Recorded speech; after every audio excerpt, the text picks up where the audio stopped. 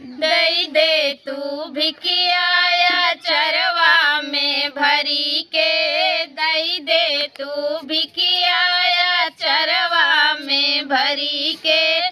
पहली ने भिखिया से नुरवा के दई दा, पहली ने भिखिया से नुरवा के दई दा। साथ सजनवा के जीवन भरी के, साथ सजनवा के जीवन भरी के। दई दे तू भिखिया चरवा में भरी के, दई दे तू भिखिया चरवा में भरी के।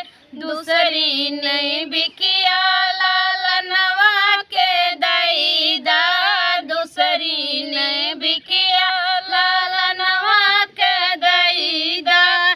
खेलाई गोदिया में जीवन भरी के, खेलाई गोदिया में जीवन भरी के।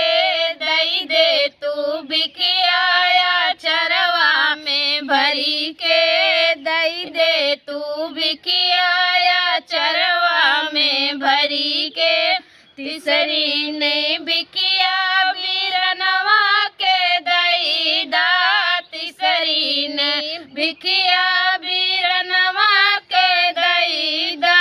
बनल रही नहीं है जीवन भर के, बनल रही नहीं है जीवन भरी के। दई दे तू भिखिया चरवा में भरी के, दई दे तू भिखिया चरवा में भरी के। धन्यवाद। हम रीता आप सबके सामने बहुत प्यारा जौन है औसान माई गीत लगावत ही। आप सब हमरे गीत के सुनिए और कमेंट करके बताइए आप सबके हमारे गीत कैसे लग।